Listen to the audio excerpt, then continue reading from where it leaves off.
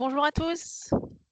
Je laisse quelques minutes pour faire l'introduction, accueillir les participants, que tout le monde se connecte bien. Ça semble bon. Bah, écoutez, Claire Wex, écologue au sein de l'Agence régionale pour la biodiversité en Île-de-France. Et donc, je vous retrouve aujourd'hui pour ce webinaire qu'on a consacré donc, dans le cadre de la Journée mondiale des zones humides, dans le courant du mois de février. Tout un tas d'événementiels sont organisés en faveur de la promotion, de la préservation et de l'amélioration de la connaissance sur les milieux aquatiques, mares, zones humides, cours d'eau, permanents, temporaires.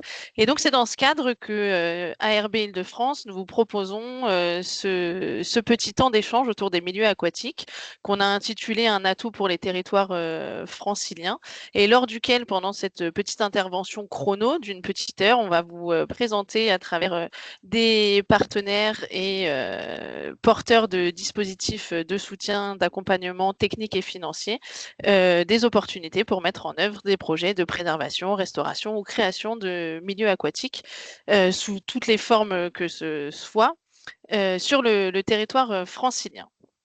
Donc, je vous rappelle ici donc les règles, pardon. Voilà, les règles du webinaire. Donc, vous avez un onglet chat, conversation, qui vous permet donc de poser vos questions aux intervenants. Je me ferai le relais en fin des trois interventions de l'intégralité de vos questions pour consacrer un peu un format table ronde lors duquel nos intervenants pourront y répondre. Ce même onglet chat vous permet aussi de partager des informations entre vous. C'est un fil de discussion. Donc, n'hésitez pas à transmettre des ressources, envoyer des liens pour pouvoir en faire profiter l'intégralité des participants. Je le précise puisque c'est toujours important pour ceux qui souhaiteraient revoir ou partager la ressource. L'enregistrement est en cours à l'heure actuelle sur ce webinaire et le replay sera disponible donc dans les prochains jours sur la page consacrée à l'événement. Donc, au programme aujourd'hui, donc une première présentation intitulée Vers un pôle Mar en Île-de-France, une dynamique nationale, des opportunités territoriales et éventuellement un accompagnement local. Donc, nous aurons le plaisir d'avoir cette présentation donc, de la part de Lorenzo Arduino, qui est coordinateur réseau et plaidoyer zone humide au sein de la SNPN, ainsi que Victor Dupuis, donc, qui est écologue et responsable études Mar en Île-de-France, toujours au sein de la Société nationale pour la protection de la nature. On a souhaité aussi dans ce webinaire donner la parole donc à la région Île-de-France pour une présentation de son nouveau dispositif. Alors nouveau, tout est relatif, mais en cours de lancement, le dispositif d'accompagnement donc technique et financier intitulé 1000 Mar. Et cette présentation sera réalisée par Charlotte Martin, qui est chargée de mission nature et biodiversité au sein de la région Île-de-France. Et enfin, à une échelle de territoire un petit peu plus réduite au fur et à mesure de ces présentations, on aura une intervention donc de la métropole du Grand Paris, représentée par Roxane Caillot, qui est chargée de mission gestion des milieux aquatiques à la métropole et qui va nous présenter le rôle de la métropole du Grand Paris en tant qu'entité porteuse de la compétence GEMAPI et les perspectives de projets et de réalisation et d'études qui sont envisagés par ce territoire. Je m'attarde pas plus sur mon temps de parole, si ce n'est juste pour vous rappeler quand même que les milieux aquatiques, c'est souvent un peu le parent pauvre des milieux naturels de la nature. À l'échelle de l'Île-de-France, c'est effectivement le cas en termes de représentation et de distribution spatiale, puisqu'ils représentent presque moins de 3% du territoire francilien en termes de surface, mais néanmoins, ça reste des chiffres qui sont quand même relativement conséquents, puisqu'on parle de plus de 4500 km de cours d'eau permanents qui découpent le territoire, près de un petit peu moins de 4000 km là aussi de cours d'eau intermittents, dits temporaires, et une estimation à près de 30 000 mares à l'échelle de la région en termes de recensement. Donc voilà, c'est un petit maillon de ces milieux naturels. Néanmoins, ils ils accueillent pardon, la plus grande diversité et la plus grande densité en termes d'espèces et de richesses en matière de biodiversité. Et toujours pour être dans des chiffres sans être pour autant alarmant, mais c'est ce qui justifie aussi qu'on entreprenne des moments comme celui-là pour vraiment en faire la promotion, c'est que au cours du dernier siècle, ces milieux aquatiques, en Île-de-France particulièrement, ont perdu 50% de leur surface. Donc une préoccupation pardon, qui nous réunit aujourd'hui et des outils que nos partenaires vous proposent pour passer à l'action et faire de la préservation et de la restauration de ces milieux une priorité pour les prochains mois et les prochaines années. Là, cette fois-ci, c'est promis, je m'arrête et je cède la parole donc à l'ASNPN, représentée par Lorenzo et Victor, que je vais inviter à partager leur écran.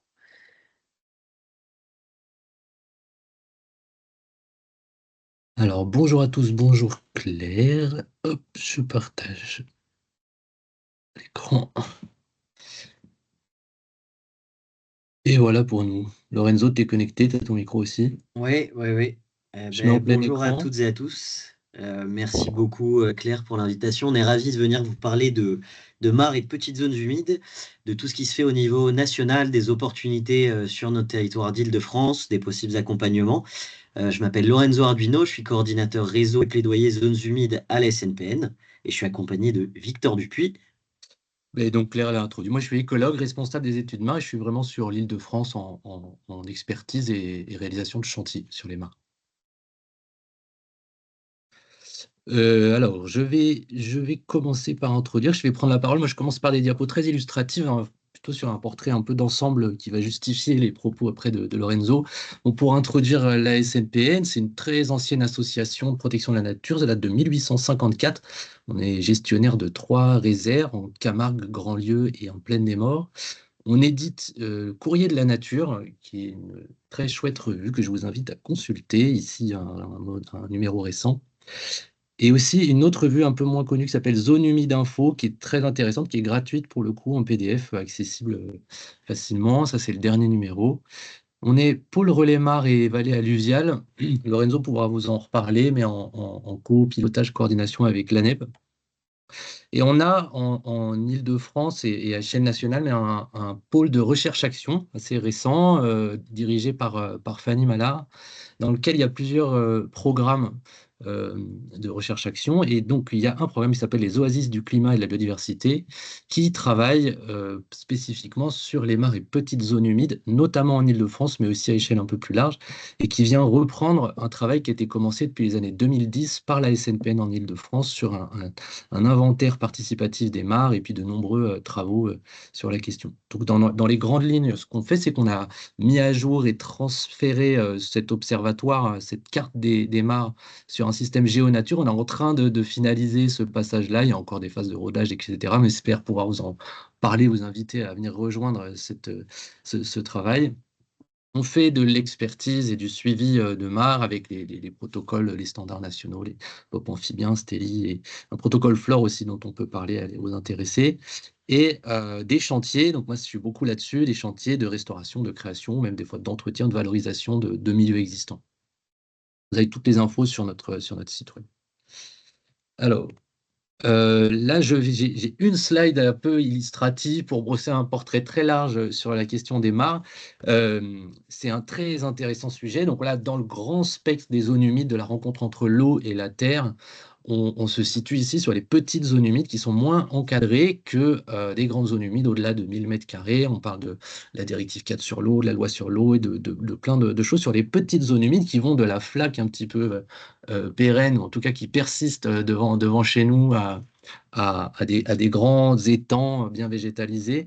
On peut parler de mares. 95%. Alors, la définition est un sujet qui peut s'aborder pendant longtemps, je ne vais pas m'attarder dessus, mais 95%, on estime, sont d'origine anthropique. C'est les humains qui creusent ces points d'eau, ces petits plans d'eau, historiquement, parce qu'avant l'invention du robinet et de l'eau courante, c'est une des manières les plus intéressantes et logiques pour accéder à l'eau, dont on a besoin de plein de manières. Donc, il y a toute une histoire, énormément d'usages différents qui ont existé et qui existent aujourd'hui autour des mares. Et on a aujourd'hui les vestiges et encore de nouvelles créations une grande constellation de ce qu'on va appeler du coup des socio-écosystèmes. On est vraiment sur des écosystèmes bâtis par l'humain animal. Et donc, on a tous ces écosystèmes très intégrés au territoire qui sont différents du coup de la réserve, des gestions qu'on peut avoir en réserve naturelle. Par exemple, en Camargue, on gère des grandes zones humides. Là, on est vraiment sur quelque chose de beaucoup plus inscrit, de partagé, qui va concerner énormément de personnes. Ces mares-là, et c'est pour ça que je mets cette photo, une mare a une durée de vie. Elle tend à se fermer naturellement et donc à se combler et disparaître. Et donc, on a plein de stades de vie et on a une nécessité pour qu'elles existent de les entretenir, d'en créer de nouvelles, d'en restaurer certaines, de les entretenir euh, pour, euh, pour bon nombre d'entre elles. Euh, un enjeu, et je vais aborder la question un peu de la biodiversité derrière, c'est qu'en fait, tous ces stades peuvent être intéressants, chacun à leur niveau. Des stades pionniers peuvent être très, très intéressants pour certaines espèces, tandis que des vieux stades comme celui-ci peuvent héberger certains lichens intéressants qui vont bénéficier de l'aura d'humidité, ou encore certains coléoptères qui vont vivre dans les milieux plus refermés ou forestiers. Et donc, ce qu'on va essayer de chercher, et je le mets en avant là parce que ça va introduire notre sujet, c'est à chercher une coexistence de tous ces stades de vie de mares, de formes, de tailles variées et d'âges variés de mares dans les paysages en réseau autant que possible. Donc ça, c'est une autre question, celle de la continuité. Bon, je ne m'attarde pas beaucoup plus, mais là, j'ai une diapo, une slide voilà, qui illustre ici. C'est que des espèces d'amphibiens, pour beaucoup, assez peu connus, mais qui vivent ici en Île-de-France, hein. Et donc, on va retrouver les salamandres tachetées plutôt en milieu forestier, sur des petites mares et ornières forestières, typiquement, ou alors, de l'autre côté, le triton crêté ici, qui va être plutôt dans des grandes mares avec une bonne inertie thermique et des herbiers, donc plutôt dans les milieux ouverts. Évidemment, il y a plein de contradictions. Ici, le sonneur à ventre jaune dans la vallée du Petit Morin, qui est vraiment un petit joyau et qui est un vrai sujet très, très, très menacé. Et ici, d'autres tritons. On a le triton marbré. On a un limite d'aire de répartition. On le retrouve sur toute la façade ouest de la France et de l'Espagne. Et il s'arrête à peu près par chez nous. Donc voilà, on a plein d'enjeux qui peuvent se retrouver de biodiversité. Et là, c'est que les amphibiens pour illustrer ces sujets. Si on parle de libellules, si on parle de la flore, il y a plein d'espèces sur ces petits milieux. Tous ces organismes peuvent dépendre de ça. Donc, on a un beau sujet de biodiversité. Euh, nous, dans ce cadre, on a relancé on a un autre collègue avec Lorenzo qui s'appelle Félix Geffroy, qui lui est modélisateur, et donc on travaille sur une cartographie des enjeux particuliers pour prioriser certains enjeux de restauration, de création de mares, notamment en réseau. Donc là, voilà, vous avez une diversité de chantiers réalisés en 2024, c'est vraiment illustratif. Et donc, on réalise des chantiers, beaucoup en collaboration avec les communes. Il y a plein de formes de chantiers qui sont souvent des moments très intéressants, donc soit avec des services techniques, avec des prestataires ou en chantier participatif, ou des fois de manière combinée. On a fait un webinaire avec l'ARB pour en parler un petit peu plus l'année dernière. C'était généralement des très très bonnes occasions de discuter d'écologie, de biodiversité, mais aussi des questions de gestion de l'eau et à l'échelle des communes. Là, quand on parle d'inondation, ici on est à Champlan, ils ont eu des gros sujets avec l'Yvette cette année. Toutes ces mares parlent d'une gestion aussi des eaux pluviales. Beaucoup, souvent, voilà, on a été dans une phase où on a cherché à drainer et à essayer d'accélérer le, le fait de retirer l'eau, qu'elle parte le plus vite possible à l'océan. Et maintenant, on a une phase où on comprend que c'est beaucoup dans l'autre sens, en retenant l'eau à plein de niveaux, qu'on arrive à mieux gérer tout ce qui peut être question d'inondation, mais aussi de sécheresse, de fertilité et d'accueil des paysages, des écosystèmes de manière générale. Donc aussi bien sur la phase de chantier que après en suivi, valorisation, animation, etc. Les mares sont très souvent des très très intéressants contextes ou opportunités ou prétextes même pour discuter sur sur toutes ces questions. Et ici, et moi je vais tendre la perche à Lorenzo ici c'est une carte des mares d'Île-de-France, là, issue de l'Observatoire, auquel je pense beaucoup d'entre vous, en tout cas, ont pu contribuer. En bleu, on a des mares qui sont caractérisées, donc qui ont fait l'objet d'une description, en vert des mares vues, et en gris des mares potentielles. Donc on présume de l'existence par cartographie notamment, et donc ils sont encore à vérifier. Donc vous voyez bien déjà un effort énorme, hein, on a presque 5000 mares qui ont été caractérisées, mais en fait plein de choses à connaître, et puis avec cette dynamique, énormément d'enjeux pour continuer d'actualiser, de renouveler, de comprendre ces écosystèmes-là.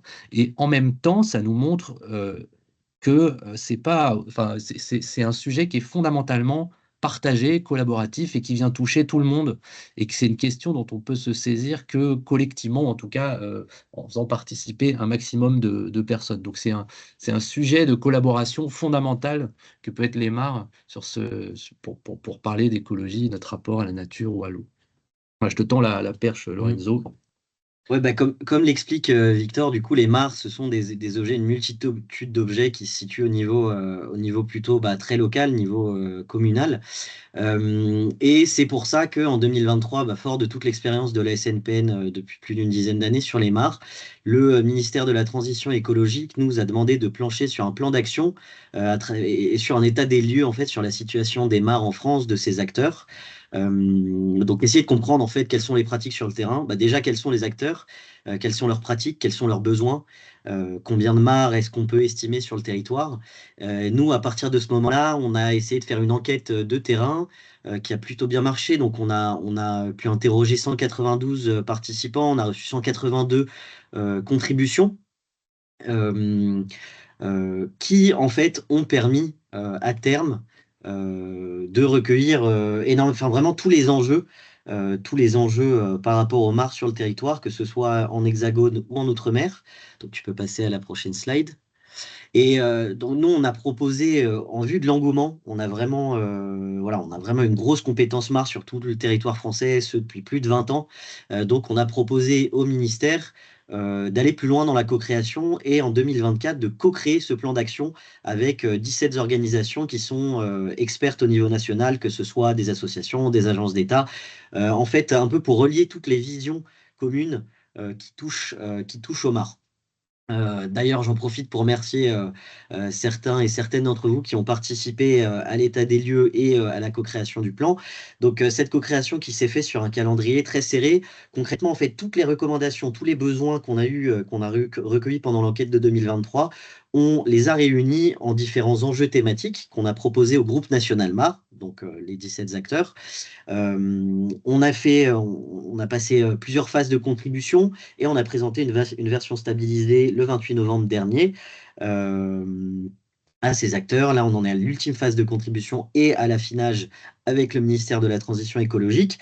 D'ailleurs, j'en profite pour vous inviter, si ce n'est pas déjà fait, à la webconférence de présentation du plan d'action le 20 mars à 14h. On pourra vous transmettre un lien juste avec notre présentation après le webinaire. Tu peux passer à la slide d'après. Alors concrètement, je ne vais pas vous faire toute l'enquête, hein, c'est vraiment une grosse enquête de plus d'une centaine de pages. Vous pouvez avoir le plaisir de la lire dans notre rapport de 2023. Mais concrètement, ce qui ressort, c'est vraiment cet aspect. En chiffres aussi, c'est que la mare, vu que c'est quelque chose de local, on a besoin de se réunir en réseau d'humains pour mieux les appréhender, mieux les gérer, mieux les protéger, mieux les entretenir. C'est quelque chose qui se vérifie au niveau national, donc il y a vraiment cet intérêt de se réunir en réseau et de participer à des groupes d'échange qui débouchent sur des collaborations concrètes. On a à peu près ces mêmes pourcentages, si ce n'est encore plus exacerbé, au niveau de l'Île-de-France. Dans le rapport, vous trouverez aussi une analyse plutôt axée francilienne. C'est ça qui est bien avec cet état des lieux, en fait, ça va nous donner déjà un outil de suivi sur tous les chiffres liés aux marques, que ce soit de l'estimation à la restauration, au nombre d'acteurs et à tous les projets en cours. Et l'action prioritaire du plan qui ressort, donc ça c'est vraiment en général, et l'enquête et la période de co-création, c'est qu'il faut 100% du territoire national couvert par des instances d'accompagnement.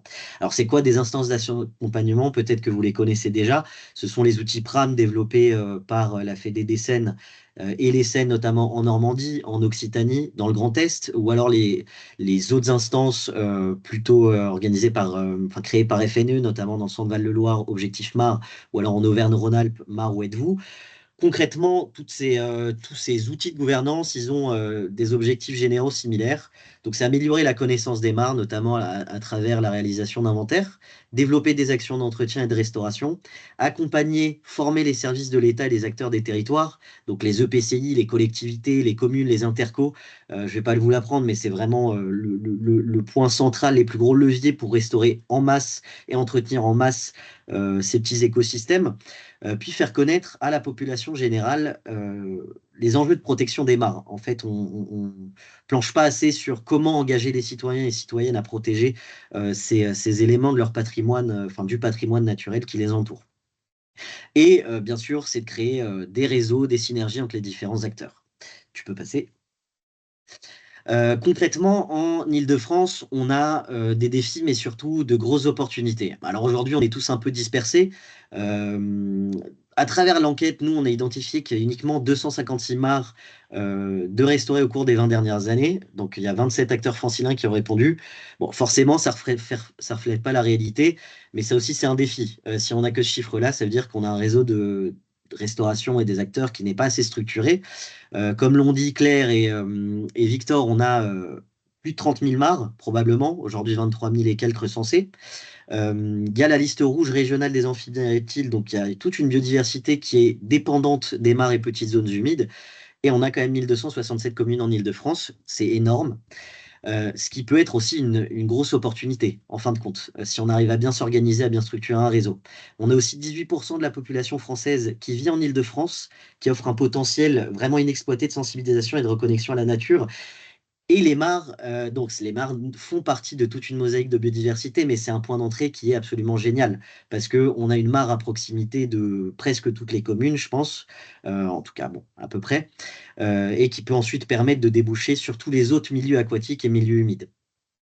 On a toutes les têtes de réseau national sur les mares présentes en Île-de-France, qui participent d'ailleurs au webinaire.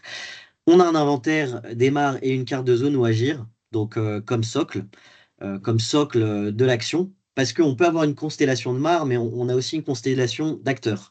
On a identifié 146 acteurs des mares, et c'est ce qui est très beau avec les mares quand même, c'est qu'on a tout le monde. On a les écologues, les gestionnaires de réserve, les bureaux d'études, les acteurs du génie écologique, les paysagistes, les chasseurs, les pêcheurs, et bien d'autres qui sont prêts à agir. Tu peux passer.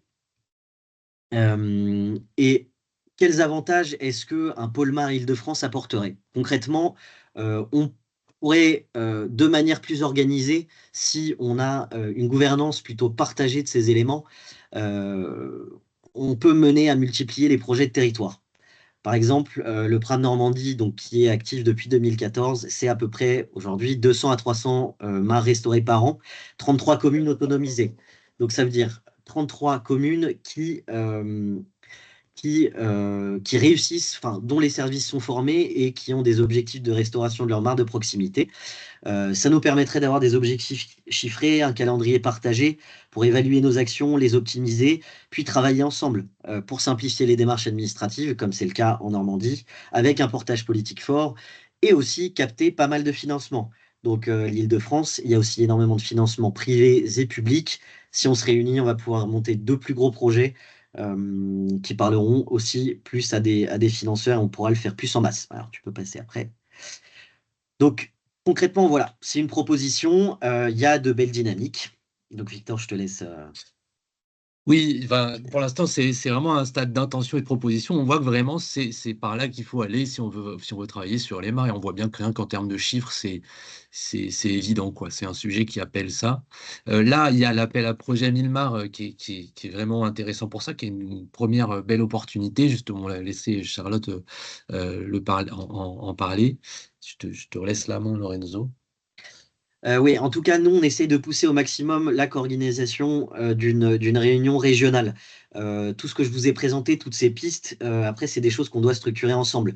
Nous, ce qu'on voit à travers l'analyse des différents PRAM, des différents outils, c'est que ça fonctionne quand c'est tous les acteurs des territoires qui participent, qui partagent les responsabilités et qui font avancer la question de manière coordonnée. Donc, nous, on pousse pour déjà tous nous réunir, parler de ça et co-construire la suite ensemble.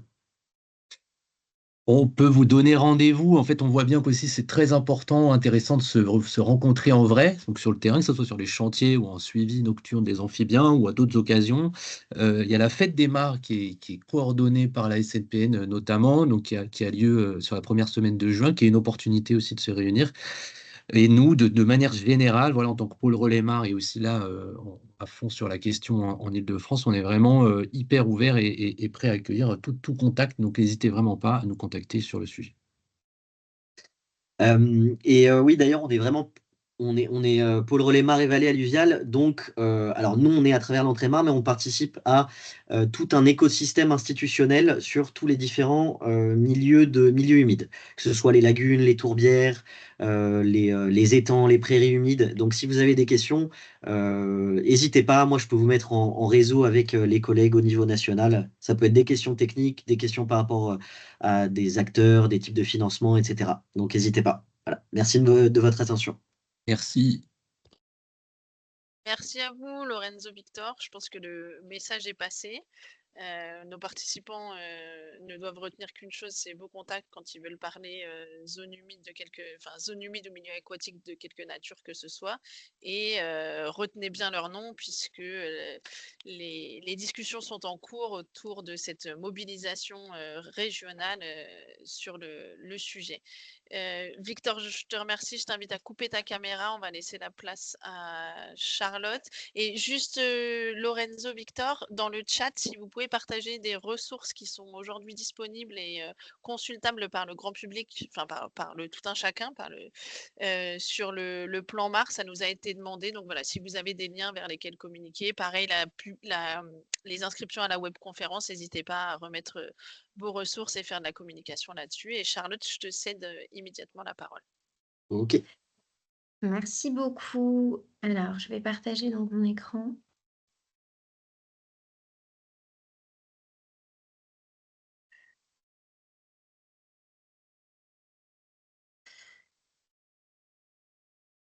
Alors, est-ce que vous voyez bien la présentation? C'est parfait. Super. Alors, merci beaucoup de me donner la parole aujourd'hui. Donc, on m'a déjà présenté donc Charlotte Martin, chargée de mission nature et biodiversité au sein du service biodiversité de la région Île-de-France. L'idée aujourd'hui, c'est donc de vous raconter un petit peu, vous parler de l'action régionale en faveur de la préservation des zones humides. Alors, pour avoir quelques éléments de contexte tout de même, je vais tout de même rappeler donc, le cadre de la région, le cadre d'action, donc les compétences régionales en la matière. Il faut savoir que la région est compétente sur l'aménagement du territoire et la protection de la biodiversité, sur thématique sur laquelle elle est chef de file. D'où diverses actions qu'elle va pouvoir entreprendre, souvent à travers l'élaboration aussi de grandes stratégies, de documents. Donc, vous aurez sûrement déjà entendu parler du SRCE, schéma régional de cohérence écologique, qui va être le schéma qui va représenter les trames vertes, bleues et décliner ces objectifs de restauration, de préservation à l'échelle de la région. On va aussi avoir la SRB, stratégie régionale de biodiversité, le plan régional d'adaptation au changement climatique, des éléments sur l'eau, le plan vert, etc. Alors continuellement, on travaille beaucoup avec nos organismes associés sur le sujet qui sont l'ARB, aujourd'hui hôte du webinaire, qui va avoir un rôle d'expertise et d'accompagnement des acteurs du territoire sur la thématique de biodiversité, ainsi que Île-de-France Nature, anciennement AEV, Agence des espaces verts, qui là va avoir un rôle opérationnel de préservation, de gestion de certains sites régionaux, mais aussi de reconquête de la nature en ville. Alors,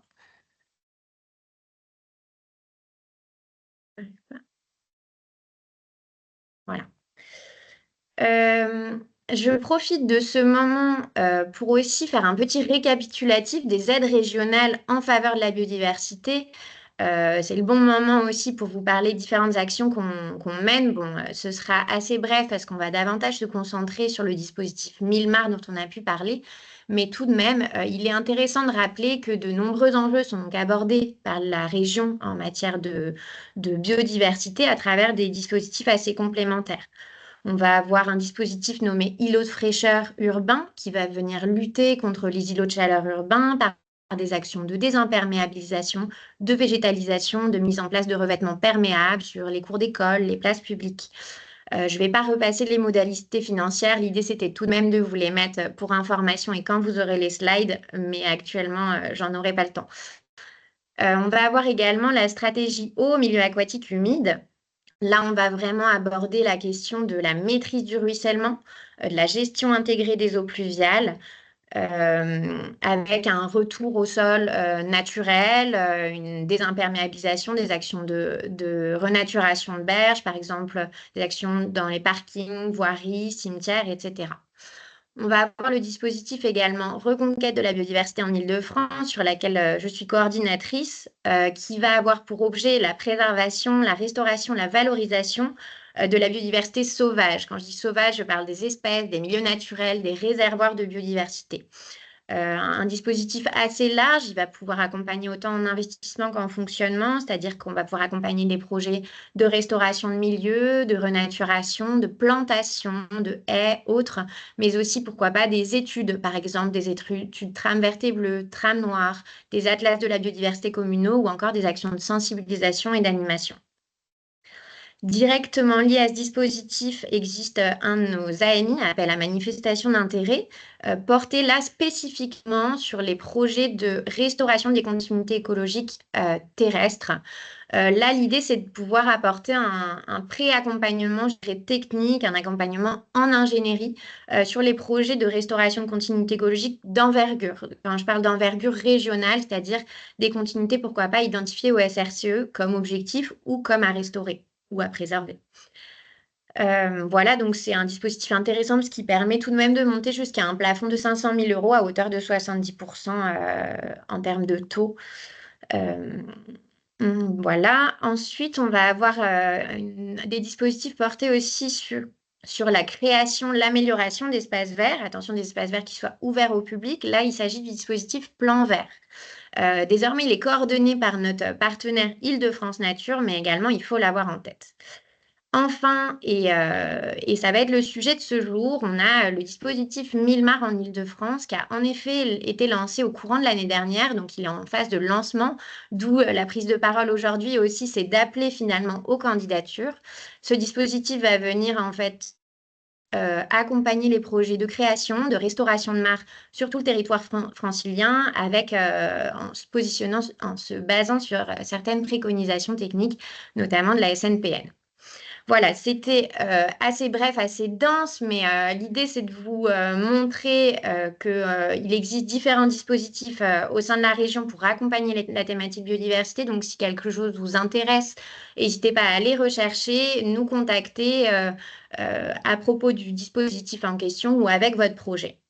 Bon, désormais, je vais me concentrer sur le dispositif Mille-Mare. J'ai subtilement ajouté une petite image de grenouille pour bien l'identifier parce que c'est le sujet du jour. Alors, le dispositif Mille-Mare en Île-de-France.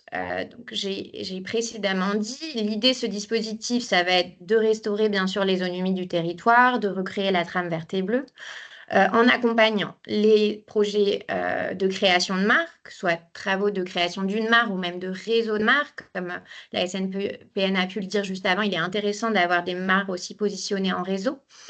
On va pouvoir accompagner les projets de restauration de mares dans l'idée de retrouver, de réhabiliter un écosystème fonctionnel et diversifié pour la faune et la flore propice aux espaces humides.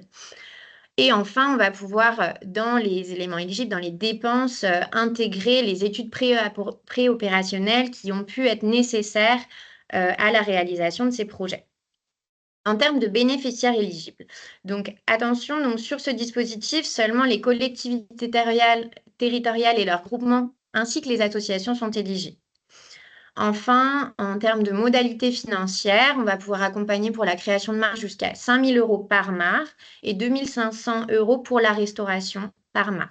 Le taux est fixé à 80% maximum. À noter qu'un dossier déposé au titre de ce dispositif peut intégrer plusieurs projets de mare. Il faut tout de même que le projet de mare soit à minima un peu détaillé individuellement. Alors, comme pour l'instant sur ce dispositif, comme je l'ai dit et comme ça a été dit, il a été lancé assez dernièrement. On n'a pas encore de retour d'expérience et de belles photos de mares créées grâce à ce dispositif à vous montrer. Donc, j'ai plutôt préféré parler un peu des préconisations techniques. Il faut savoir que l'éligibilité technique des projets sur ce dispositif est vraiment conditionnée au respect des préconisations techniques qui sont élaborées par la SNPN, Société nationale de protection de la nature, qu'on a pu entendre juste avant. Ils ont donc créé des pages particulièrement intéressantes pour vraiment détailler les différentes étapes pour la création de mares, pour la restauration de mares. On va dire que c'est un petit peu la bonne recette pour les projets de création-restauration. Aujourd'hui, vous avez donc les experts qui sont là si vous avez derrière des questions plus abouties, mais donc je me fais un petit peu le porte-voix de ce sujet et je vais en profiter pour donner quelques éléments de préconisation dans les très grandes lignes, voilà, pour vous donner un petit peu à voir un petit avant-goût. Alors, en amont de tout projet de création ou de restauration de marque, il faut savoir que chaque projet va être assez unique, va être vraiment particulier. Il est très important que chaque projet puisse s'adapter au contexte, aux usages, aux enjeux écologiques et au paysage dans lequel il s'inscrit. Par ailleurs, la phase en fait de sélection du site, de l'emplacement de création-restauration, enfin, de création de la mare, va être très important parce qu'il faudra avoir aussi tout un travail d'observation du terrain. Il est important d'identifier un site qui soit approprié, donc il faut prendre en compte différents facteurs, que ce soit l'hydrologie naturelle, l'exposition au soleil, la topographie, la nature du sol, etc. Enfin, souvent, les projets donc, de création-restauration se positionnent sur des espaces déjà naturels. Donc, il est très préconisé de faire un diagnostic terrain préalable, notamment un état des lieux de la biodiversité existante, en vue aussi de s'assurer que ce projet ne risque pas de porter atteinte à la biodiversité existante ou à certaines espèces existantes. Alors, je reste encore dans les préconisations, mais en me focalisant sur la partie création. Là, on rentre rapidement. L'idée, c'est de vous donner quelques exemples de préconisations techniques et vous inviter derrière à aller lire davantage tout ce travail vraiment très complet qui a été fait par la SNPN. Par exemple, première étape, on parlait du choix de l'emplacement. Dans les préconisations, on va retrouver des préconisations de positionner un site plutôt en point bas pour faciliter un remplissage naturel par les eaux pluviales, d'avoir un site plutôt ensoleillé avec aussi des zones d'ombre. L'idée, c'est que la photosynthèse reste aussi indispensable, qu'elle permet l'oxygénation de l'air, donc ça reste important. On va devoir respecter une certaine distance aussi aux arbres aux alentours afin d'éviter que les racines puissent altérer l'étanchéité de la mare, mais aussi que la mare puisse se combler avec les feuilles mortes qui peuvent y tomber et accélérer son envasement. On va avoir des aspects réglementaires qu'il est très important aussi de repasser parce que certes, la création de marque peut être concernée par différentes prescriptions de documents d'urbanisme, parfois certains PLU, parfois certains règlements sanitaires départementaux ou autres qui vont imposer des distances minimales, des choses comme ça. En termes de conception et de dimension, on va aussi appeler à proposer des profondeurs variables, avoir une forme naturelle plutôt sinueuse, des berges en pente douce pour permettre en fait aux espèces de faciliter en fait leur allée et venue sur leur mare, mais aussi à la végétation de se développer plus rapidement et plus aisément, favorable à une diversité d'espèces. On a aussi des recommandations en termes de planification, de calendrier, d'étanchéité en fonction en fait du diagnostic terrain, du type de site que vous visez. Il pourrait être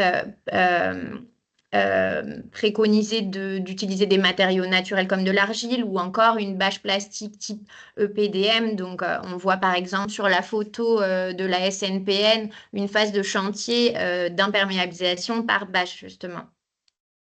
Enfin, en termes d'activation, donc, il est surtout préconisé de ne rien faire pour laisser la mare se remplir, se coloniser seule par la faune, la flore. En revanche, il est totalement possible de créer des petits micro-habitats, des tas de bois, des tas de pierres, des haies pour faire aussi des espaces refuges pour la petite faune aux alentours des mares. En termes de suivi, valorisation, il y a aussi des possibilités de réaliser des inventaires post-mare, des sciences participatives. C'est aussi des outils très intéressants à valoriser pour faire de la sensibilisation, toujours dans le respect de l'écosystème, bien sûr, sans en porter atteinte, mais positionner par exemple des panneaux, ça peut être intéressant. En termes de restauration, donc, comme il a été en fait rappelé par Victor de la SNPN, c'est vrai que il me semble que les chiffres sont que 95% des petits plans d'eau définis comme des mares semblent avoir été créés par l'homme, sont créés par l'homme. Et dans la plupart des cas, une mare va tendre à se refermer naturellement. D'où l'intérêt d'avoir un certain suivi de ces mares, un certain entretien, entre guillemets, bien entendu. Et il peut y avoir en fait des enjeux de restauration de mares, de fait. Ça peut arriver en cas de prolifération de végétaux, d'envasement, de défaillance de tenue de l'eau, de présence de polluants, d'espèces exotiques envahissantes, etc. Donc, c'est uniquement dans ces contextes que là, on va avoir des projets de restauration qui seraient éligibles au dispositif. Mais il reste important et il y a tout de même quelques éléments importants à avoir en tête en phase de restauration. Donc, tout d'abord, il est important de mener un diagnostic de l'état de conservation de la mare. Car une mare finalement existante à restaurer peut accueillir une biodiversité propre, notamment imaginons qu'il y ait des amphibiens qui sont des espèces protégées, il faut faire attention à ça. Il est également préconisé d'éviter toute intervention au printemps, privilégier l'automne, ou encore d'intervenir au fur et à mesure, de manière partielle, sur une part de mare, puis une autre part de mare, pour ne pas faire tout d'un coup et peut-être tout chambouler pour les espèces en présence. Alors, je vais tout de même rappeler, et je serai quasiment sur ma dernière slide, les projets qui pourraient être inéligibles au titre de ce dispositif. Il faut avoir en tête donc, que tout projet de restauration et de curage de mare qui aurait pour seule ambition un entretien esthétique, paysager et non une ambition de restauration de la biodiversité, de préservation de zones humides, là, ce ne serait pas éligible. Également, ne seraient pas éligibles les projets prévoyant l'introduction de poissons. Les enjeux écologiques ne sont pas visés ici. C'est davantage propice à des étangs. Les projets intégrant des transports d'amphibiens, qui en effet sont des espèces protégées. Les projets entraînant une artificialisation de milieux naturels, forestiers, autres ne seraient pas éligibles. Les projets prévoyant des abattages d'arbres, sauf si justifiés. Donc, la région est très regardante sur le sujet. Les abattages rendent les projets inéligibles, sauf si on a un diagnostic phytosanitaire à l'appui, des enjeux de sécurité forts ou choses comme ça. Enfin, bien entendu, les projets intégrant des plantations d'espèces exotiques envahissantes sont non éligibles. Pour finir, en termes de dépôt de projet, donc, ce que je vous recommande de faire, si c'est un dispositif qui vous intéresse, c'est d'abord d'aller prendre connaissance des documents cadrant du dispositif, qui sont le règlement d'intervention et le cahier des charges, et qui listent les conditions d'éligibilité, les pièces techniques administratives, etc. La plateforme de dépôt, je vais essayer d'accélérer parce que je vois que le temps passe. C'est donc Mes démarches en Île-de-France, mesdémarches.île-de-france.fr. Vous pouvez déposer vos projets toute l'année. On est tout de même régi par certaines échéances annuelles qui sont nos commissions permanentes. Donc, prenez-y-vous à l'avance. Il y a enfin le lien vers la page web. Et en dernière slide, vous retrouverez donc nos mails, notamment pour les sujets de mars. Ce sera biodiversité@île-de-france.fr. Mais avant toute question, allez bien prendre connaissance de toutes les préconisations et les documents. Et si vous ne trouvez pas l'info, vous pouvez nous contacter. Voilà, je vous remercie beaucoup de m'avoir écouté et j'arrête le partage ici. Merci beaucoup à toi, Charlotte, pour toutes ces informations. Pendant ton propos, il y a déjà des participants qui ont été chercher les documents, cahiers des charges, qui les ont partagés pour tout l'auditoire. Donc voilà, on reviendra sur des petites questions de détails après. On va prendre la dernière intervention. Donc je t'invite à couper ta caméra. Roxane, je vais t'inviter à allumer la tienne, partager ton écran et nous t'écoutons.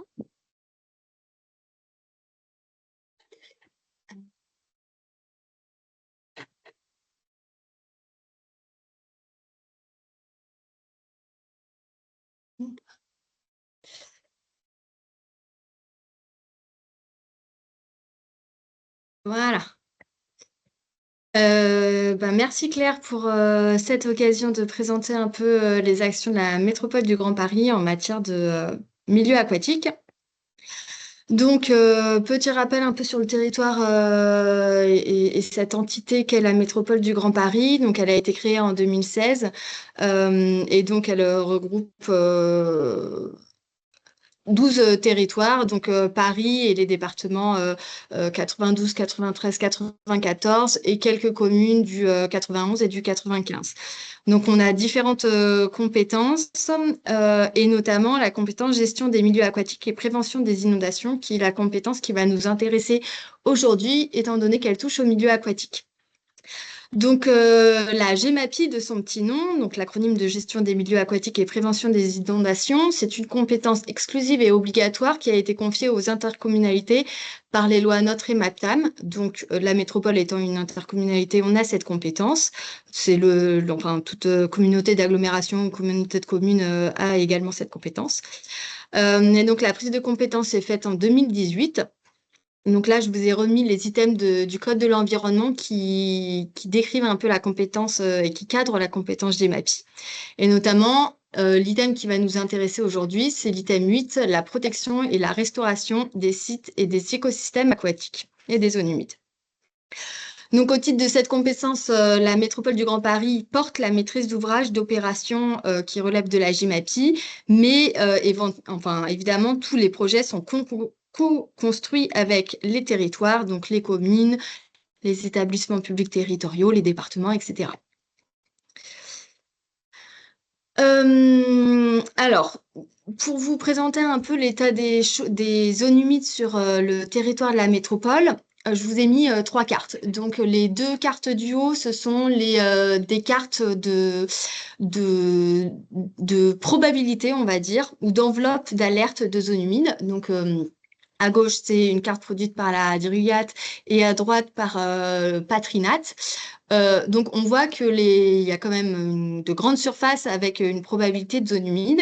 Ce qui est intéressant, c'est de voir ensuite la carte d'en dessous, qui est les cartes des zones humides inventoriées dans le cadre des SAGE. Donc, c'est des documents où notamment des inventaires de zones humides sont faits pour avoir une protection de ces milieux derrière. Et ces inventaires, dans le cadre des SAGE, sont liés à l'approche réglementaire qui nécessite donc notamment voilà, de respecter certains critères en termes d'habitat, flore, sol, etc. Donc, on voit quand même qu'on a une grosse différence entre cette carte des SAGE et les cartes d'au-dessus. Et en fait, ça fait ressortir la difficulté qu'on a donc, sur le territoire de la métropole du Grand Paris d'une urbanisation très forte qui rend l'inventaire des milieux humides et des zones humides très complexe et également une occupation des sous-sols qu'on a sur le territoire qui induit des perturbations hydrologiques qui impactent donc ce type de milieu. Donc, côté métropole, la stratégie zone humide qu'on a choisi de développer, donc c'est dans un premier temps de réaliser une étude des potentialités de restauration écologique des zones humides. Donc, assez classiquement, c'est une étude où on va avoir un travail de prélocalisation et d'inventaire de ces milieux dans un objectif de programmation de travaux. Étant donné les difficultés qu'on peut avoir sur le territoire à détecter sur le terrain ce type de milieu, l'idée c'est aussi d'avoir une recherche des zones humides historiques perdues, etc. pour essayer d'identifier aussi ces secteurs où on peut faire des travaux de restauration, même si aujourd'hui il n'y a plus rien qui apparaît comme zone humide sur le terrain. Donc, à l'issue de cette étude, on aura un programme d'action zone humide donc qui établira voilà, des préconisations de restauration plus ou moins ambitieuses et de gestion. Et l'idée, c'est de faire aussi le lien avec la planification urbaine voilà, pour pouvoir voir comment on intègre ces milieux dans les documents d'urbanisme. Également, on va mener, et on mène déjà, je vous le présenterai après, des opérations de restauration écologique de zones humides. Et l'idée, c'est de travailler également avec les territoires pour voir comment mieux intégrer ces milieux dans leurs projets. Alors là, je vous ai remis les différentes typologies de zones humides. Je ne vais pas rentrer dans le détail parce qu'on n'a pas forcément le temps. Ce que je tenais à préciser, par contre, c'est que pour la suite de l'étude, moi, je vais me focaliser sur les zones humides alluviales, donc les zones humides en bord de cours d'eau. Il existe plein d'autres types de zones humides, notamment, donc, comme on évoquait tout à l'heure, les mares qui peuvent rentrer dans la catégorie zone humide ponctuelle. Mais voilà, c'est assez varié quand même la typologie de zones humides. En termes d'ambition écologique à viser, comme je vous le disais, la complexité d'un territoire urbanisé, c'est qu'on va avoir des gros dysfonctionnements sur les zones humides, notamment alluviales. Donc, on va avoir des remblais qui vont venir impacter les zones humides. Souvent, l'imperméabilisation également qui va jouer sur son alimentation en eau. Des sous-sols qui vont perturber également le fonctionnement des nappes. Et une déconnexion aussi des cours d'eau et des zones humides parce que les cours d'eau ont été aussi fortement modifiés. Donc du coup, ça va impliquer des gros travaux qui sont assez lourds tels que de la suppression de remblais, de la désimperméabilisation ou de la restauration de cours d'eau. Petit rappel très synthétique de la relation entre cours d'eau, nappe et zone humide et de pourquoi on va chercher à restaurer ces écosystèmes et ces liens entre ces différents milieux et pas seulement un cours d'eau sans penser à la zone humide à côté, etc. On a vraiment une vision systémique. Voilà, donc évidemment, ça va avoir un intérêt en termes de diversification des habitats. Les zones humides ont un fort intérêt en termes de régulation des crues et de soutien d'étiage. Donc, c'est pour ça que remettre un lien entre nappe, cours d'eau et zone humide a un fort intérêt en termes de gestion quantitative de l'eau. En termes de qualité, une bonne connexion entre zone humide et cours d'eau va permettre une bonne qualité chimique de l'eau, mais également la régulation de la dynamique sédimentaire. La recherche de nappe qui rejoint un peu l'approche quantitative évoquée précédemment, et aussi la régulation de la température de l'eau, qui est un facteur très important pour la biodiversité qu'on va avoir dans ces milieux, et qui est d'autant plus efficace quand on a des milieux connectés et avec un bon fonctionnement. Alors maintenant, je vais passer sur la présentation de 2 projets concrets que la métropole porte sur son territoire. Donc d'abord, on va partir sur la commune d'Antony. Donc sur la commune d'Antony, on a le parc Heller dans lequel il y a la Bièvre, mais qui est aujourd'hui un cours d'eau canalisé. Donc la Bièvre passe ici. Et comme vous le voyez sur cette petite coupe, en fait, elle est dans des canalisations souterraines. On va aussi évoquer le Rue du Godet, qui est un affluent de la Bièvre qui arrive par là. Et comme vous le voyez sur cette petite image, on a également 2 étangs, donc l'étang du Soleil et l'étang du Paradis, qui sont des étangs placés sur cours d'eau. Alors, avant toute opération et travaux, on a réalisé des diagnostics sur le terrain. Donc, en termes d'habitat, faune et flore, le constat était qu'il n'y avait pas d'enjeu très fort. On avait, on a un enjeu modéré qui repère, mais voilà, ça se limitait à ça, étant donné qu'on avait un milieu très, très artificialisé. En termes d'hydrologie et d'hydrogéologie, ce qu'il était intéressant de voir, c'était que sur le parc, on a une grosse couche de remblais. On a la nappe qui se situe, alors qui fluctue un peu, mais qui se situe sur certains secteurs quasi au même niveau que la Bièvre enterrée, mais à d'autres secteurs plus profondément. Et donc, vraiment, le constat était qu'on avait une déconnexion à la fois cours d'eau-nappe, une déconnexion de la zone humide avec la nappe et une déconnexion zone humide cours d'eau. Donc là, on est vraiment sur un dysfonctionnement très, très fort de tous ces milieux qui peuvent être pourtant très riches. En termes d'hydromorphologie des cours d'eau, le Rue des Godets, qui est le petit affluent de la Bièvre, était très contraint et très aménagé, donc avec une absence de diversité d'habitat et de déconnexion latérale des milieux humides avec le cours d'eau. La Bièvre est enterrée, donc c'est simple, il y a une disparition totale de tous de ce milieu. Et on avait des étangs implantés en barrage sur les cours d'eau, donc qui ont un impact en fait sur le fonctionnement hydromorphologique des cours d'eau très important, avec une rupture de la continuité écologique, une homogénéisation des habitats, un réchauffement de l'eau, etc. Donc des forts impacts. Donc le projet s'est porté sur donc, d'une part, concernant la Bièvre, le reméandrage et la création d'un lit emboîté. Donc, c'est les petits profils que vous voyez ici. Donc, le reméandrage, l'idée, c'est vraiment de redonner une sinuosité au cours d'eau. Et donc, évidemment, la remise à ciel ouvert également, vu qu'elle était canalisée. Concernant le Rue des Godets, on a également réalisé... retravailler un lit emboîté avec une nouvelle sinusoïté. On a supprimé, pour l'instant, on est encore au stade de faisabilité, mais il est prévu de supprimer les 2 étangs, donc Paradis et Soleil, reprofiler un peu leur surface pour en faire plutôt des zones humides et des zones d'expansion des crues. Et tout ça est accompagné de recherches granulométriques pour donner un substrat intéressant au cours d'eau, de plantation, ensemencement, et une reprise de la confluence qui était ici, donc là où il y avait un des bassins, pour vraiment travailler cette zone humide.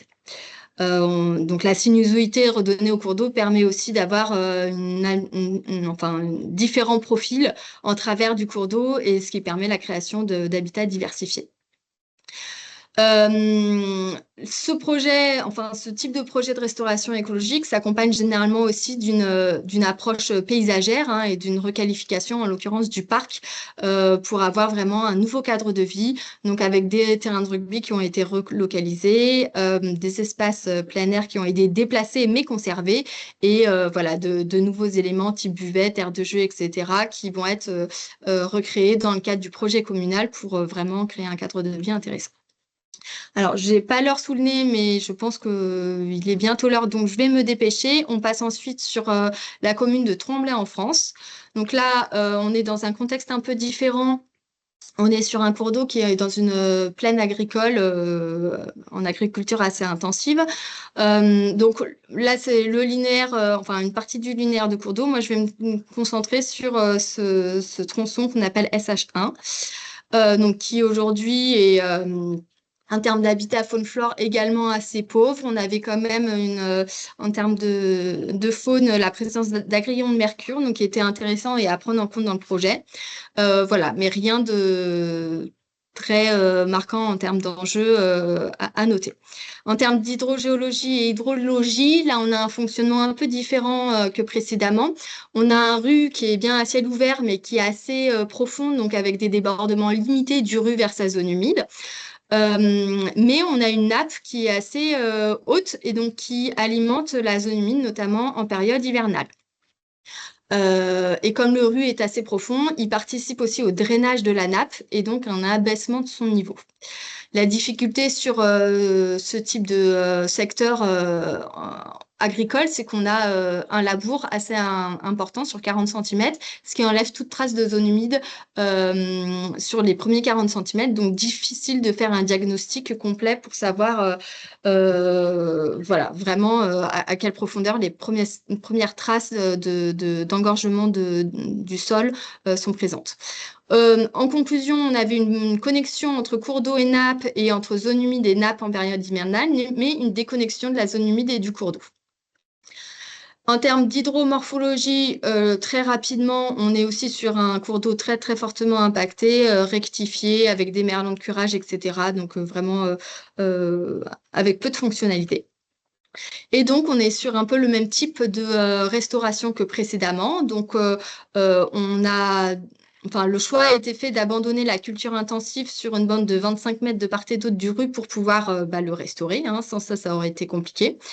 Des décaissements forts vont être réalisés pour créer un lit emboîté très très large et donc un cours d'eau qui va être aussi rehaussé, et donc tout ce système va vraiment recréer un fonctionnement de cours d'eau en lien avec sa zone humide, et donc là on aura vraiment une zone humide qui sera à la fois alimentée par les débordements du cours d'eau mais également par la nappe, donc a priori un milieu qui sera assez fonctionnel, en tout cas en termes hydrologiques.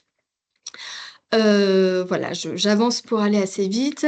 Alors, la contrainte, c'est qu'en fait, pour des questions de gestion quantitative de l'eau sur le bassin versant du Saussay, un barrage va être fait sur le cours d'eau, mais il y a quand même une approche hydraulique qui a été faite pour évaluer vraiment pour différentes crues la zone de débordement et la zone inondable, on va dire. Et ce qui permet de mettre en avant que l'impact hydraulique de ce barrage ne va pas perturber le fonctionnement de la zone humide qui était déjà en place, mais va plutôt permettre une meilleure connexion justement entre les débordements du cours d'eau et ce milieu. Voilà, en termes de chiffres, très rapidement, on est sur des travaux voilà, à 1,9 million d'euros. Hein. Donc, c'est des opérations très, très, très conséquentes parce qu'on est sur des décaissements très importants, etc. Et en termes de planning, bah, les travaux vont commencer en 2025. Donc, c'est une opération qu'on verra vite qu'on pourra vite voir sur le terrain. Comme dit, enfin comme pour Anthony, hein, ça s'est accompagné aussi d'une approche paysagère pour s'assurer de l'inscription dans un bon cadre de vie de ces projets de restauration écologique. Donc l'approche paysagère est toujours travailler avec les territoires pour avoir quelque chose qui permet notamment la création d'itinéraires et de déplacements. Voilà. Je vous remercie pour votre écoute. Je vous ai mis mon adresse mail si jamais vous avez des projets ou des opportunités de restauration de cours d'eau. N'hésitez pas à nous contacter, les zones humides. Voilà. Merci beaucoup, Roxane. Je te remercie pour la gestion du temps qui va nous permettre donc de poser des questions. Je remercie vraiment déjà les participants pour les questions qui ont été nombreuses. Je vais essayer de m'en faire le relais de la manière la plus synthétique, mais que tout le monde y trouve sa réponse. Je vais inviter du coup tous nos participants, enfin nos intervenants, pardon, Victor, Lorenzo, Charlotte, à rallumer leur caméra pour qu'on puisse vous voir. Charlotte, je te cherche du regard. Est-ce que tu as encore quelques minutes pour répondre à des questions, auquel cas on pourrait prendre les tiennes très rapidement? Oui, oui, c'est bon. J'ai changé de salle, c'est bon. Ok, donc on va déroger à la règle un petit peu habituelle et on va prendre les questions qui sont spécifiques à la présentation de Charlotte. Et puis si tu as encore un peu de temps, tu pourras contribuer aussi aux échanges plus collectifs. Tu l'as dit, mais je pense que ça va en le disant, ça va mieux en le redisant et en le lisant, etc. Donc on a déjà des participants qui ont partagé le cahier des charges, les différents éléments cadrants du dispositif. Ça sans avoir, enfin, on pressent qu'il y a un peu d'émulation qui s'est fait autour de ta présentation. Est-ce que tu pourrais revenir clairement sur les bénéficiaires éligibles, les collectivités territoriales? Qu'est-ce qu'on entend par là, les associations, etc. Juste parce que bah, voilà, nos participants sont peut-être chauds bouillants derrière leur écran et on ne voudrait pas couper des envies. Ok, oui, en effet, donc les bénéficiaires éligibles vont être les collectivités territoriales et leurs groupements. Donc c'est vrai que le regroupement peut porter à confusion quand on dit ça, donc, et les associations aussi, mais je reviens sur collectivités territoriales et leurs groupements. Donc là, on va parler des communes, des communautés de communes, des communautés d'agglo, communautés urbaines, donc tout ce qui est interco, donc PCI, EPT, EPT. etc. J'ai cru voir dans la question qu'il s'agissait aussi des sociétés publiques locales, des SPL. Ça, je suis pas si sûre parce que ça va être un statut très particulier. Donc, à mon sens, non. Bon, à revérifier si vous avez vraiment un projet très spécifique, vous pouvez nous contacter. Mais voilà, je préfère pour l'instant dire que non, c'est pas inclus.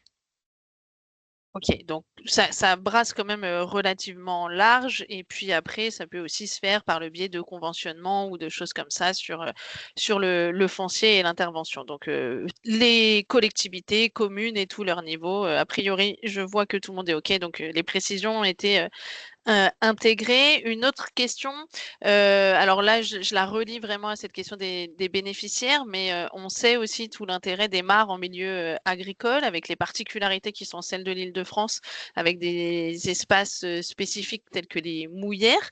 Est-ce que aujourd'hui, le dispositif tel qu'il est conçu, il permettrait à des acteurs de se saisir de ces enjeux en milieu agricole et de mobiliser du soutien technique et financier sur ces espaces spécifiques? Alors, c'est une question sur laquelle qui est un petit peu particulière en effet, parce que en fait, chez nous, on va avoir aussi un service agriculteur qui va avoir, enfin, une direction de l'agriculture qui va avoir des actions précises sur les territoires agricoles, etc. Et notamment, parfois, il y a sujet de mouillères, etc., qui sont inclus dans le cadre de leurs actions. Donc c'est un petit peu particulier. En l'état, en tout cas, nous, par exemple, les agriculteurs ne sont pas éligibles. ce serait à questionner pour ce qui est, par exemple, des espaces agricoles, donc un projet qui serait porté par une collectivité, par une commune, mais en partenariat avec quelques agriculteurs qui donneraient leur accord sur leur foncier parce que propriétaires. Là, en revanche, ça se discuterait. En revanche, nous, on n'est pas sur des mouillères, mais sur des mares, attention. Mais voilà, dans ce cas-là, ce serait possible. En revanche, les agriculteurs en tant que tels ne seraient pas éligibles. Voilà. Ok, très bien. Entendu. Merci beaucoup pour les précisions sur le dispositif. Tu as soulevé là en fin de ton propos une question à laquelle maintenant on est désormais un petit peu habitué, en tout cas pour ce qui concerne Victor de la SNPN et moi sur ces sujets-là. Victor, est-ce que tu peux peut-être rebondir sur ce que disait Charlotte, la différence entre mouillère et mare? On a toujours cette question qui revient, mais qui du coup est nécessaire. Tu as essayé Oui, avec grand plaisir. De montrer que bah, c'est très large la question des mares. Les mouillères, donc on parle de mares temporaires, et souvent en milieu agricole, on va parler de mouillères. Il y a des enjeux énormes autour de ça, et notamment nos principaux enjeux sur les amphibiens, notamment, peuvent être liés aux mouillères. On a des crapauds particuliers, par exemple le pélodite ponctué, qui va vraiment bénéficier des mouillères.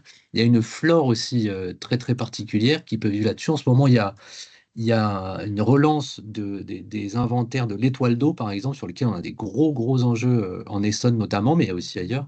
Donc là, je vous invite à rejoindre, il y a le conservatoire botanique avec Amandine Lebourg et Pascal de Mazières aussi, à Nature Essonne, qui travaillent beaucoup là-dessus. Il y a plein d'enjeux. Voilà. Ça, c'est d'un point de vue écologique. En général, nous, ce qu'on essaye de faire quand on crée des mares, on essaye de faire plusieurs projets sur le même site et notamment des tailles et des formes de mares. Donc, on peut avoir des mares temporaires et des mares, enfin, on peut partir sur une mare permanente, une mare assez conséquente, qui va être très bien pour les tritons crêtés, typiquement. Et on va essayer de rajouter autour des plus petites mares, et notamment, ça peut être des mares temporaires. Ça peut être aussi en opportunité à côté des choses. Donc, de bosser en terrain privé ou sur du milieu agricole, là, c'est un autre sujet pour les financements.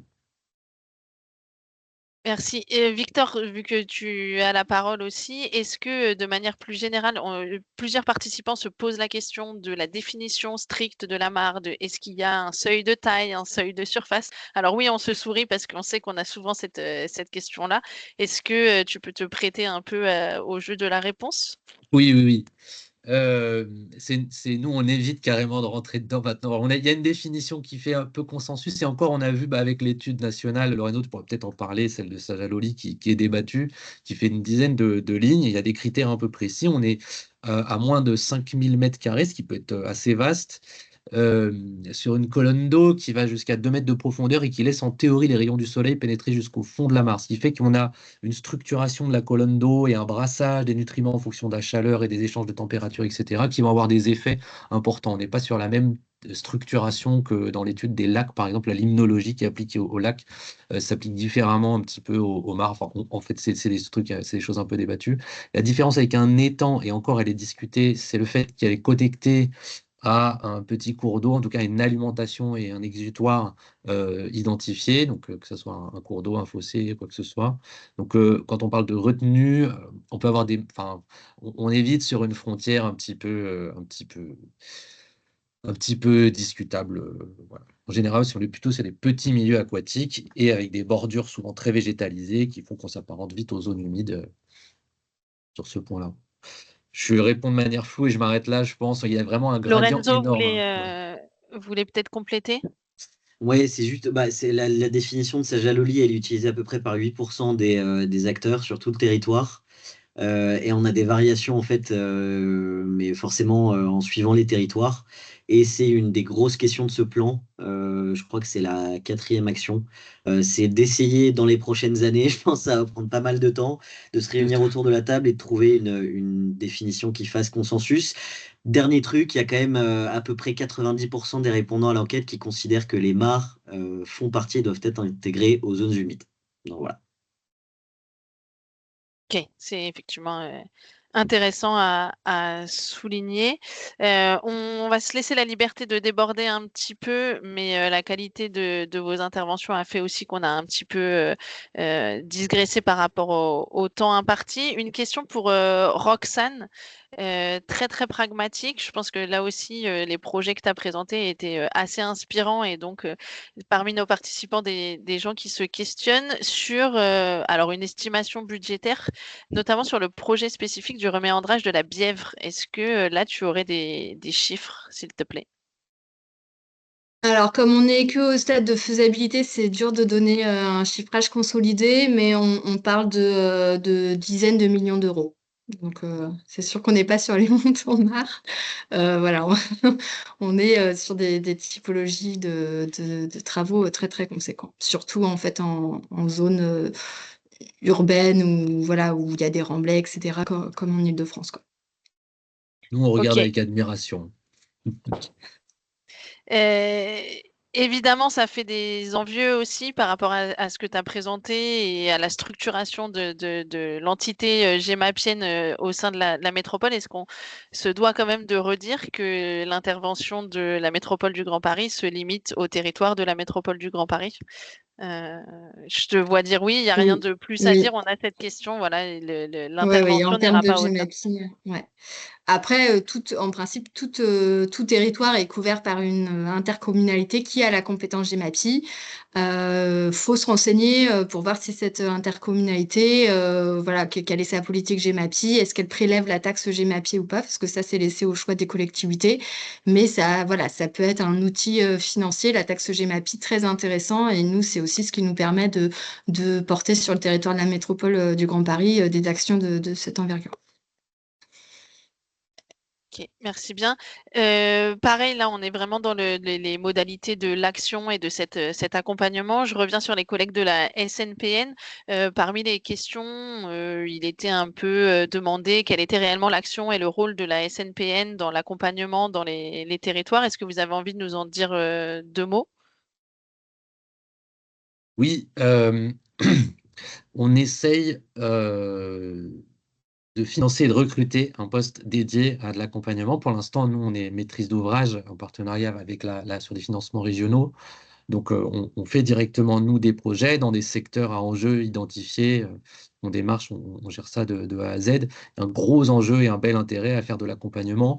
Toute la question et aussi, et c'est aussi l'objet de notre présentation là, c'est de dire on peut pas avoir un héros ou un unique référent en Mars. C'est un sujet qui est fondamentalement partagé. On parle d'une structuration territoriale énorme. Il faut avoir plein de personnes qui soient impliquées, que ce soit en routine, que ce soit dans notre culture de base. Donc l'accompagnement, il faut qu'on structure aussi des antennes locales, départementales, communales, etc. Donc c'est aussi pour ça qu'on veut se réunir et qu'on pousse à une grosse réunion des acteurs sur la question. Sachant qu'on a des référents géniaux en Île-de-France, on a des pointures sur ces sujets. Enfin voilà, nous, on peut accompagner dans tous les cas, on répond au téléphone à fond et on peut discuter du projet et vous soutenir autant que possible. Il y a des choses où on sera limité des fois aussi. Il y a plein d'expertises, il y a des contraintes réglementaires qu'on ne maîtrise pas forcément.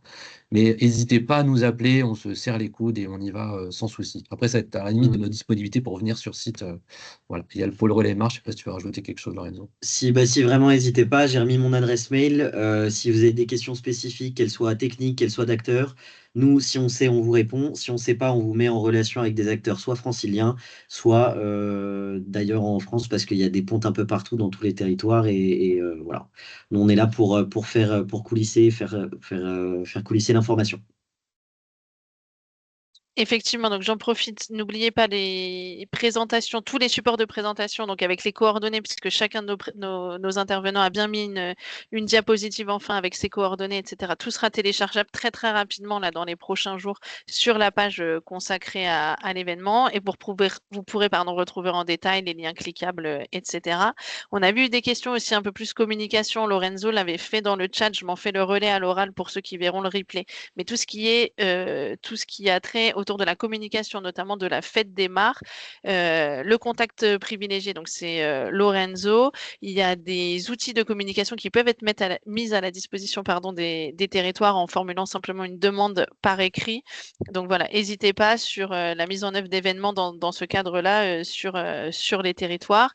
Je vois le temps qui file aussi. Je sais qu'on est un peu tous frustrés. Peut-être allez, on s'octroie 2 dernières questions là qui me viennent. Roxane, alors sur Anthony et sur Tremblay, des réussites, des projets réalisés. Comment au niveau des territoires, quelles sont les réactions par rapport à ça et peut-être juste au-delà de la réaction à la fin du projet, peut-être au cours du projet et l'évolution de ces mêmes réactions? Alors sur Anthony, ça a été un projet qui a été construit dès le début avec la commune. C'était dans les tuyaux depuis de longues dates, mais il n'y avait pas vraiment d'acteurs identifiés. Mais donc il y avait déjà un peu cette idée qui avait émergé. Et donc finalement, les élus ont été très porteur et la métropole a vraiment profité d'une dynamique qu'il y avait déjà sur le secteur pour s'insérer dedans et mener ce projet assez ambitieux. Et comme je vous l'ai montré, ça s'est vraiment inscrit aussi dans une politique cadre de vie portée par les élus. Donc ça s'est globalement bien passé. Et sur la commune du Tremblay, pareil, il y avait aussi une bonne dynamique là. Il y avait aussi un sujet inondation, donc qui a mis un peu le focus sur le cours d'eau. Et donc, gérer les inondations, c'est pas que faire un barrage, c'est aussi travailler sur les zones humides, etc.